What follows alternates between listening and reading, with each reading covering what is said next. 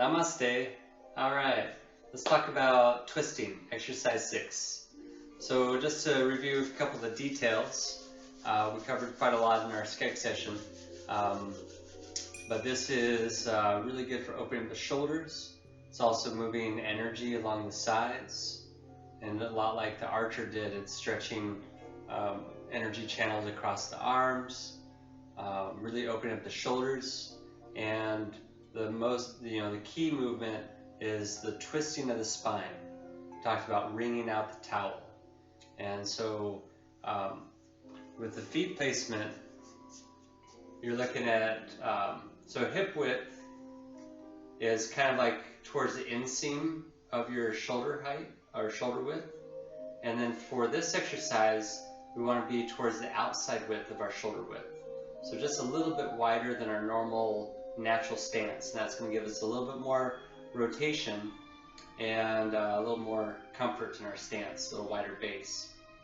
So when we begin twisting, we're going to sink down. The knees don't have to touch, but we're just going to kind of sink into ourselves. But unlike pushing the sky, where we let the head drop and we kind of collapse into ourselves nice and rounded and comfortable, we want to keep the spine upright for twisting, but it's kind of a similar movement. We're going to cross the arms, cross the energy channels. Spine is nice and upright. Chin is, I always say level, but it's really just slightly tucked, lengthening the cervical vertebrae. So when the hands come down, just like pushing the sky, when the hands meet the knees, we begin to push out. And then let the arms come directly to your sides. Let the arms float up, the shoulders nice and relaxed, and the wrists relaxed. We'll come to about shoulder height, and then we'll begin to reel in the wrists towards the ears. And once you hit a comfortable inward movement, then we're going to expand energy out to the sides. We're going to drop the elbows, and then from like the center line of your body, from your heart, your throat, your center, pushing out to the sides. And we're going to keep the hands flexed at a right angle or whatever is closest to you, whatever is right for your body without discomfort. And we're not going to fully extend to where we lock the elbow joints. We're going to keep a slight bend. We want to extend but without strain. So we're first going to go to our right. So we're going to turn our left hand over. Notice that my arm stays in the same space. And the rotation occurs around my shoulder joint. And it makes me lean my body. And my hands are still flexed. It's as if I'm pushing out against the wall in front of me and the wall behind me. Arm might drop a little bit, especially if you have shoulder issues. Over time, you'll get that a little bit higher or lean a little bit more. You get a nice internal rotation of the shoulder. And then as we release the arms, notice that my body is straightening up until my head is directly beneath my feet, or between my feet, directly over my center line. Directly over my spine. Then as the back hand comes forward and the forward hand comes back, there'll be a moment, and we don't have to stop here, but while you begin your training, is a good place to kind of check in and make sure you're still not leaning forward or leaning back. We want to be nice and upright. And my feet stay parallel. The habit would be to let a foot turn, or that the hip will naturally rotate in to a certain degree, but we don't want to rotate into where we're dipping the knee joint in or moving the foot. So we'll pause for a second, especially in the beginning of our training, and make sure our hands, give you a side view, are on either side of my right thigh when I'm going to my right side. And my hands are still flexed, and my fingers are now pointing directly to my right, to my side. So I'll return slightly wider than natural stance. And that's where I begin my twist. So my right hand's going to go behind me, my left hand's going to go up, and I'm going to twist to the right. I'm not going to turn my head yet, because I'm going to still give you some direction, but then in a moment I'll turn my head. So my hands are still flexed, and my fingertip, it's almost as if I'm going to point to the back wall there, and point to the front wall here. So I want to keep those in the same parallel lines. And then the last thing I'll do, as I turn, I'm actually going to turn my head with it and look behind. And I'm going to go to a comfortable rotation You know, your first couple reps might be light, and then you might get to where you can really get a deep stretch. I'm going to look behind my shoulder, and then I'm going to unwind. I'm going to turn my head, begin to rotate my body, lift my left hand, look at my hand as I rotate, and right about the time I pass my medial line, my center line of my body, I'm going to feel some upward movement in my left heel. And that's where I finish my rotation, and I'm going to lift the heel off the ground. Give you a side view. So I'm getting a nice full stretch from my left hand all the way through the left side of my body, all the way down to the toes, stretching all that myofascia, all the connective tissues, and connecting heaven and earth. So I'm going to push down on my right, lift up on my left, nice full stretch, set down the heel, and as I set down the heel and settle my lower body, my opposite arm comes up, my right arm, and then I'm going to push up and make a triangle with my index and thumbs. And that's going to be a lot like pushing the sky, where it's not quite directly above my head, but I'm actually going to peer to the heavens. So I'll be looking diagonally through that triangle, and it's also going to help to gather heavenly chi and focus it to the brow chakra. Then I begin to open up, nice and wide open arms, a very light bend in my knees. I'm not going too deep, I'm not squatting. By the time about a 45-degree openness, my hands are nice and wide, my fingers are splayed.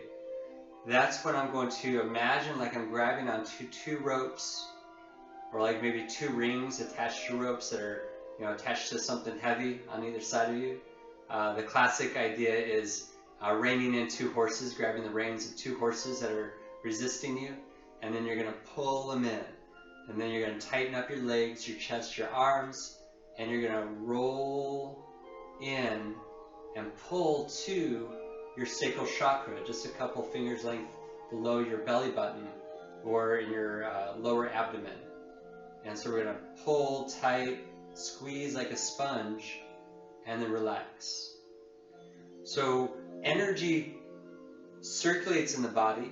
We talked about some of the channels, some of the energy flows, moves up and down through the body, but it also spirals in the body.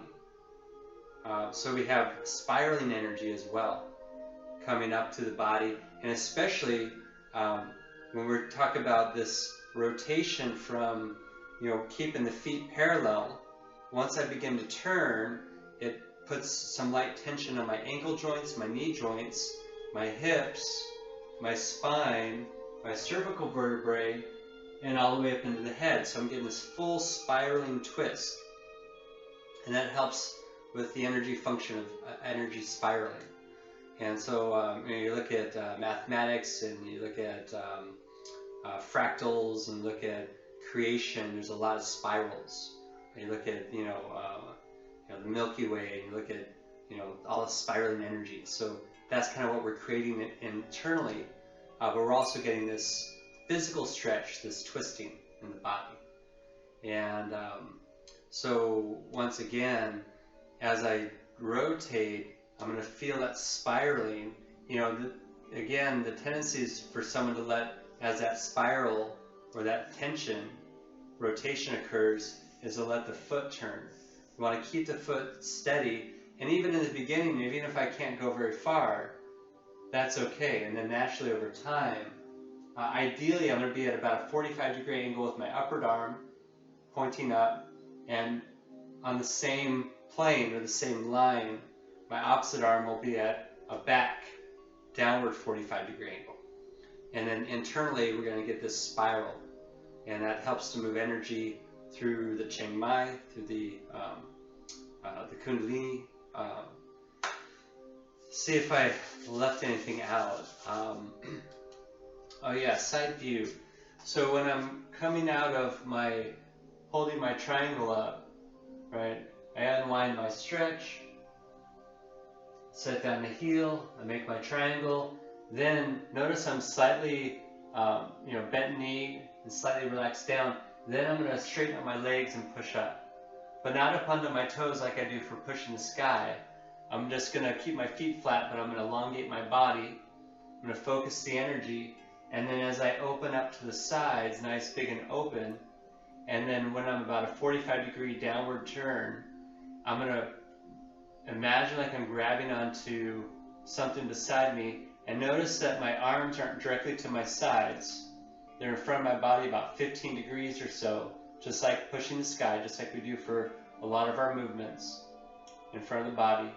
And as my fists come in, they're going to roll inward, like I'm going to try to bump my knuckles together. I'm not going to do that, but that's the idea, is like pulling inward. So notice my palms are faced upward towards my body at the end. So I'm going to be pulling in from the sides and rolling the fists. Notice my arms are nice and rounded. And just like a lot of our other exercises, it's this idea of squeezing out the sponge. So in that last bit of movement, the ideal is a maximum tension, and when we're doing fire breath, maximum pressure and tension in fire breath. So that's always going to be relative to today's body. So fire breath may not be appropriate for today's exercise, or I might do fire breath and do light tension or medium tension. That might be more suitable for my state of health, my vitality, what my needs are. So always modify that, but it's always going to be in this movement. When we're breathing out, we're going to produce the maximum amount of tension and pressure in the body. It's like imagine the Incredible Hulk from the '70s show. Ray. I think it was Ray.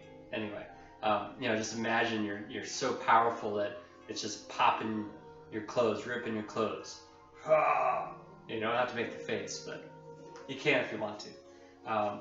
So when we get into the breathing, in this exercise there are 2 breaths.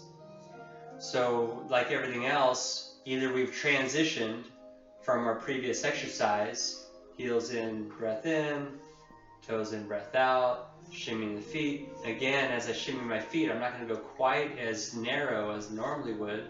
I'm going to stop a little short of my natural stance, keeping slightly wider, and I would be on an exhale here.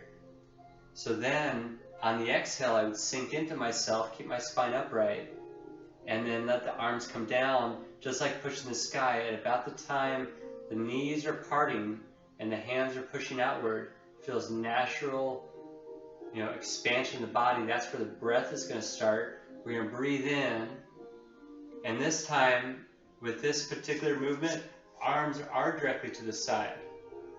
We're going to roll in, we're breathing in, we may have completed our breath inward by now, and then we're going to push to the sides. So I'm on an inhale, and I'm going to hold that inhale. I'm going to turn over my left shoulder, my left arm. I'm still holding my breath. I'm going to release the movement, straighten out my body, and then as I begin my twist, I'm going to exhale either cleansing breath or fire breath. If it's fire breath, it's light tension, very light tension, no real intense pressure here. So it's either cleansing breath, light tension, or again, we're doing stretching, and we're just breathing at our own pace. So I would, if I'm regulating the breath, my first exhale would occur here. And then it's kind of a short body movement, so the exhale will actually continue to release long after I've completed my movement. So I've released my breath, I'm holding my breath, I take my stretch as far as I want to, and then I unwind, I look at my hand, I rotate center, I'm reaching up, and that reaching up, once I'm past my center line, I'm going to feel my heel come off the ground. I'm going to follow that, I'm going to press down on the opposite side, lift up, and again my hand is still flexed. I don't know if you can see that, there we go. My hand is still flexed. And then, as I sit down, I'm going to just lightly bend my knees. And then, as I push up, I'm going to inhale. I hold my breath. I peer to the heavens. I'm going to hold my breath. And when I make my fist and roll my shoulders just a little bit, that's when the exhale occurs and the tension in the body. So maximum tension. And it's cleansing breath, you're still going to be tense. if you're fire breath, highest level, hardest tension that you can manage at the time. So I think that covers a lot of twisting. There's other ingredients in there, but I think that's a good place to start. All right, peace and love. See you soon.